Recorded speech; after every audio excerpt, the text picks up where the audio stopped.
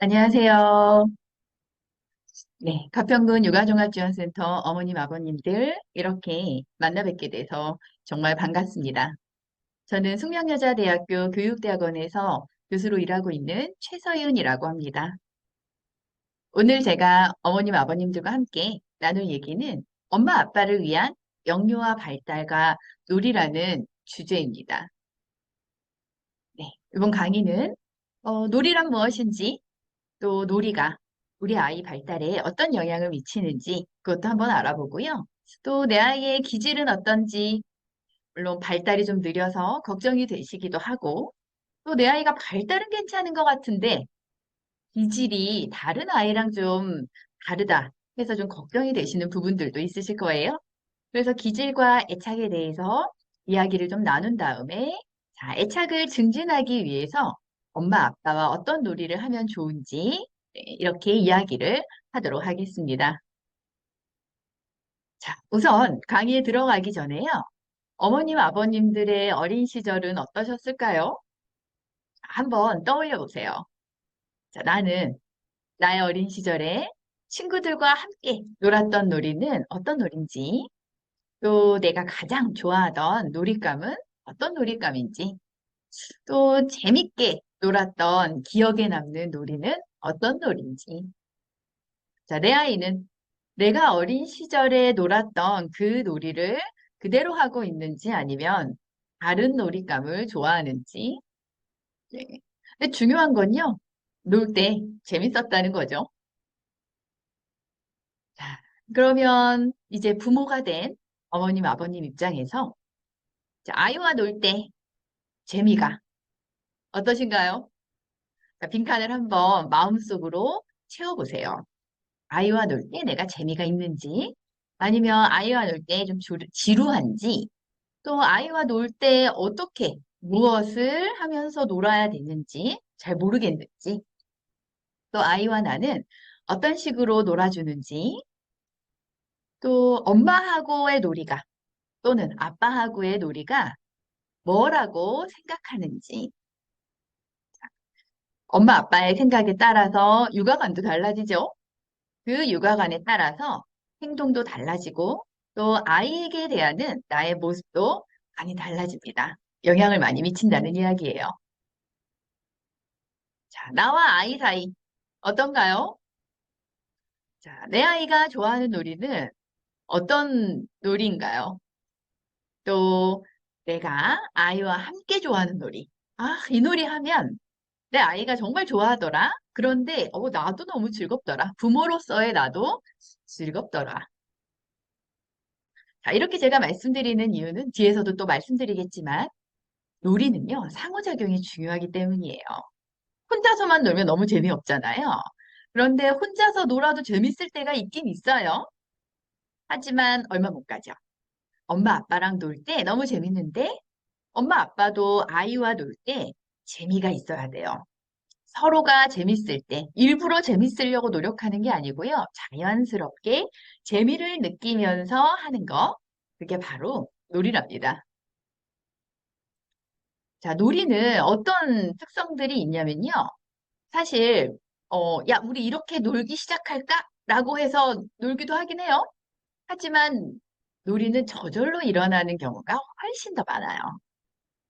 그래서 특별한 어떤 행동이 놀이로 이어지기도 하지만 대부분은요, 그냥 자연스럽게 내가 하는 행동이 놀이예요. 특히 아이들 보면은, 구르기를 할 수도 있어요. 몸으로 왔다 갔다 할 수도 있어요. 그런데 가만 보면 굉장히 즐거워요. 그러면 괜히 엄마 아빠를 보면서 눈짓을 하죠. 자기 잡아봐라. 네.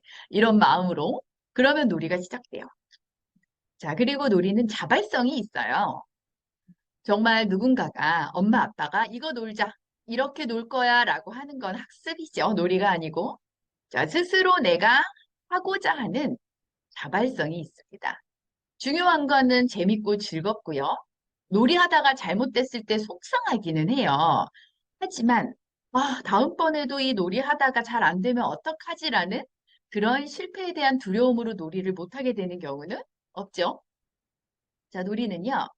내 필요에 따라서 자유롭게 다른 방식으로 놀아도 돼요. 뭐 엄마 아빠랑 소꿉놀이 한다고 해서 꼭 내가 애기 역할을 하는 것만은 아니죠. 다른 식으로 소꿉놀이를 충분히 할 수도 있고요. 퍼즐을 맞춰도 또 다른 방식으로 아주 자유롭게 변형을 할 수도 있어요. 또 그런 융통성을 발휘하기에 아주 좋은 활동이죠. 자, 놀이를 하다 보면은 머릿속으로 생각하는 게 굉장히 많아요. 이런 것도 됐다가 저런 것도 됐다가 이런 사람도 됐다가 저런 사람도 됐다가 자, 그런 상상적 요소가 충분하죠. 자, 그러면 놀이를 하면 창의성도 키워지고 융통성도 키워지고 자발적이기 때문에 주도성도 키워져요. 자, 이렇게 좋은 장점이 많은 거 바로 놀이. 자, 내 아이와 함께 해주셔야 되겠죠? 자, 놀이는요, 결과보다는 과정이 굉장히 중요해요. 사실은 놀이를 잘하고 못하고는 없죠. 하면서 너무 즐겁잖아요. 거기에서 얻는 만족감이 중요하고요. 놀이는 스스로 하는 자발성과 맞물려서 자, 우리는 그것을 내적 동기라고 그래요. 누가 시켜서 재미가 올라오는 것은 아니라는 뜻이에요.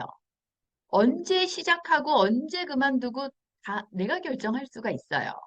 그리고 특별히 정해진 규칙이 없기 때문에 굉장히 자유롭습니다.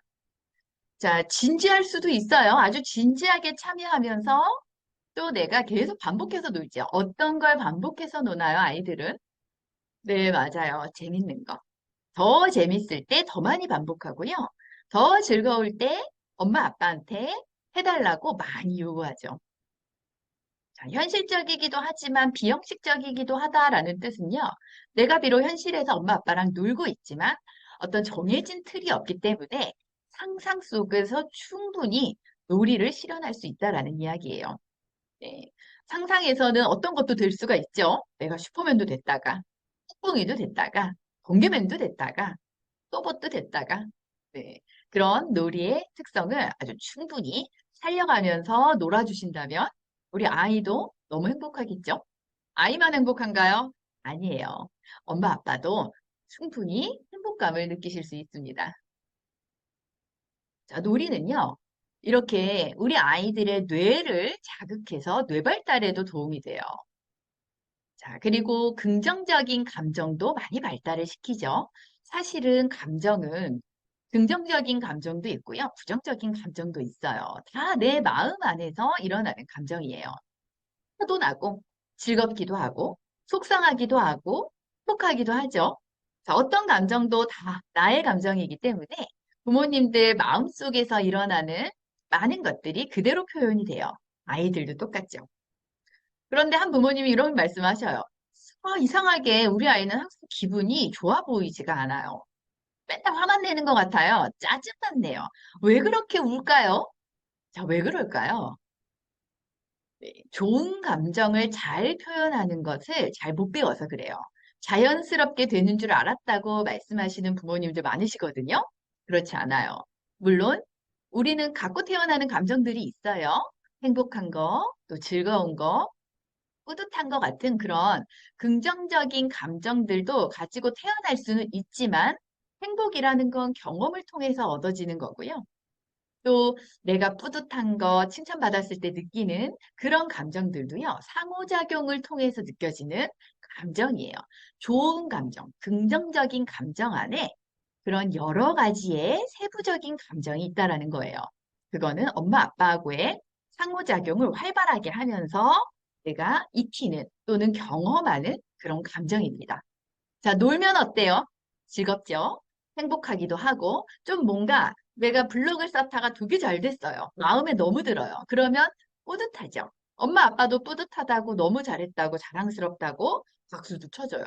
그러면 나는 그 블록 놀이를 하다가 단순히 좋은 감정만 느끼는 게 아니고요. 행복하기도 하고, 사랑을 받는 마음도 느끼고, 뿌듯하고 자랑스러워요. 여러 가지 감정이 많이 발달할 수 있죠. 그리고 자매와 은혜의 균형이 맞춰져요. 자, 놀면 그냥 입으로만 노나요? 아니죠. 온몸을 다 씁니다. 머리부터 발끝까지. 손가락도 많이 움직여요. 자, 이렇게 손도 많이 움직이고 온몸을 다 활용하면서 나의 좌뇌와 우뇌가 균형 있게 발달하게 됩니다. 자, 여기까지 들으시면 어떠신가요? 아, 놀이가 정말 중요하구나. 이렇게 좋은 거였구나. 자, 그러면 오늘부터라도 또 이 강의가 끝난 이후부터라도 아주 열심히 잘 놀아주셔야 되겠죠? 네. 자, 놀이는요. 자, 이렇게 내 아이의 신체 발달에도 영향을 많이 미칩니다. 또 인지 발달에도 영향을 미치고요. 의사소통은 대화 능력이죠. 언어 발달이에요. 그리고 정서와 사회성에도 영향을 많이 미치고 아까 놀면서 융통성도 발휘하고 상상놀이도 한다고 했죠. 그래서 창의성에도 발달을 많이 미칩니다. 그래서 상호작용 능력과 의사소통, 그다음에 전반적인 발달 능력, 그다음에 학습 능력도 많이 높여주죠. 놀면서 그냥 단순히 즐겁게만 놀지는 않잖아요. 여기 동그라미 블럭이 있네. 우리 빨간색 블럭 좀 더 찾아보자. 자, 여기 퍼즐에는 세모 퍼즐이 들어가야 될 것 같은데 라는 말로 부모님들이 분명히 아이들에게 반응을 해주셨을 거예요. 자, 나는 언제 해줬을까라고 생각하시는 부모님들도 계실 거예요. 하지만 해주셨을 겁니다. 자, 그러면서 아이들이 자연스럽게 동그라미도 배우고, 세모도 배우고, 네모도 배우고, 빨간색도 배우고, 무지개 색깔도 배우죠. 그래서 학습 능력도 굉장히 좋아집니다. 자, 그러다 보면 내 아이가 가지고 있는 또는 내 아이가 보일 것만 같았던 네, 아니면 현재 보이고 있는 문제 행동을 감소시키는데도 이 놀이는 굉장히 큰 중요한 역할을 할 수가 있어요. 자, 그러면 지금부터 기질을 한번 이야기를 해보겠습니다. 자, 과연 내 아이는 어떤 기질일까?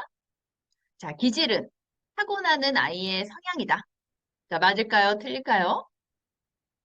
네, 예전의 학자들은 기질은 타고나는 아이의 성향이다라고 했어요. 물론 타고나죠. 내 아이의 성격 유형이라고도 표현을 해요.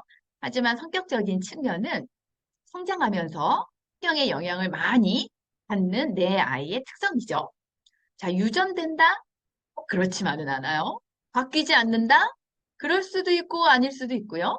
사회 문화적인 환경의 영향을 많이 받는다. 이것도 그럴 수도 있고 아닐 수도 있고 가정 환경에 따라서 다르게 발달할까요? 또 양육 태도로 변화시킬 수 없. 자, 여기에 나와 있는 6가지의 질문들은 다 그럴 수도 있고 아닐 수도 있습니다. 네. 자, 정답은 없다라는 거고요. 가장 중요한 거는 엄마 아빠가 아이를 어떻게 양육하느냐에 따라서 아이의 기질, 아이의 성향, 아이의 많은 태도와 모습들은 바뀔 수가 있다라는 거예요. 자, 희망이 느껴지시죠? 자, 이럴 수 있어요. 같은 엄마 아빠한테서 태어났어요. 그런데 이상하게, 네, 남매여도 자매여도 형제여도 달라요. 모습이 다르다는 거예요. 물론 생긴 모습이 다른데요. 성격적인 유형도 다르고, 표현하는 기질도 다르고, 또, 뭔가 좋아하는 거, 싫어하는 것도 다 다르다는 거예요. 자, 왜 그럴까요? 여기서 무엇이 다를까요? 라는 이 질문에 대한 답은 바로 기질이에요. 네. 물론 아까 첫째 줄에 타고나는 거다. 네. 어느 정도는 타고납니다. 하지만 커가면서 기질이 다르게 변할 수도 있죠. 이런 연구가 있어요. 처음에 기질을 이야기한 학자들이요. 이렇게 기질을 나눴어요. 그런데 35%가 기타예요. 이 기타에는 어떤 기질들이 들어가냐면 까다롭기도 하고 느리기도 하고 느리기도 하고 순하기도 하고 순하기도 하고 까다롭기도 해요. 네. 그리고 이렇게 상황마다 너무 바뀌는데 하고 잘 모르겠는 기질도 있어요. 하지만 많은 아이들이 대부분 다 순해요. 순한 기질인데 또 소수의 아이들이 느린 기질을 가지고 있기도 하고 또 까다로운 기질을 보이기도 해요. 자, 요런 이야기만 들어도 내 아이는 과연 어떤 아이일까? 언어에서 느껴지는 감이 오시죠? 내 아이는 좀 순한 것 같은데. 내 아이는 조금 느린 것 같아. 내 아이는 좀 까다로워. 까다로운 성향이야. 자, 어떤가요? 내 아이는? 자, 한번 특성을 살짝 살펴보고 가겠습니다. 자, 순한 기질은요, 어린이집에서는 아주 차분하게 잘 놀아요. 잠도 잘 잔대요. 선생님 말씀을 들어보면 혼자서도 아주 잘 논다고 그래요. 네, 물론 친구들하고도 놀죠. 하지만 혼자서 놀고 싶을 때 있잖아요. 뭐 예를 들어서 뭐 퍼즐을 맞춘다거나 혼자서 책을 본다거나 다 놀이에 속하죠. 자, 낯선 곳에 가도 엄마 아빠가 설명해주고 얘기를 하면 아주 적응을 잘 하기도 해요. 그리고 교사에게 매달리는 일도 별로 없고요. 아주 까다롭게 요구를 하거나 찡찡대는 일도 별로 없어요. 자, 가정에서는 어떠냐면요. 엄마 아빠 말도 잘 듣고 굉장히 순해요. 순하다고 느끼실 거예요. 그리고 양육하기 쉬운 행동들만 보여요. 밥 먹자 그러면 밥 먹고, 잠잘 시간이다 그러면 베개를 가지고 와서 눕기도 하고, 또 책을 읽어달라고 이야기도 하지만 떼를 쓰거나, 네, 많이 울거나 그러진 않아요. 그런데 아이이기 때문에 떼를 안 쓸 수는 없죠. 아이들은 떼쓰기 빼면 안 되잖아요. 그런데 떼를 쓰더라도 엄마 아빠가 달래주면 쉽게 타협이 되고 쉽게 달래져요. 자, 이해를 잘 한다는 얘기예요. 자, 순환 기질은 이럽니다. 자, 그런데 이런 팁도 있어요. 아, 너무 순해서 오히려 관심을 잘 받지 못해요. 아, 여기 팁이라고 써 있는데 제 화면 때문에 잘 안 보이네요. 여기로 화면을 옮겨보겠습니다. 네.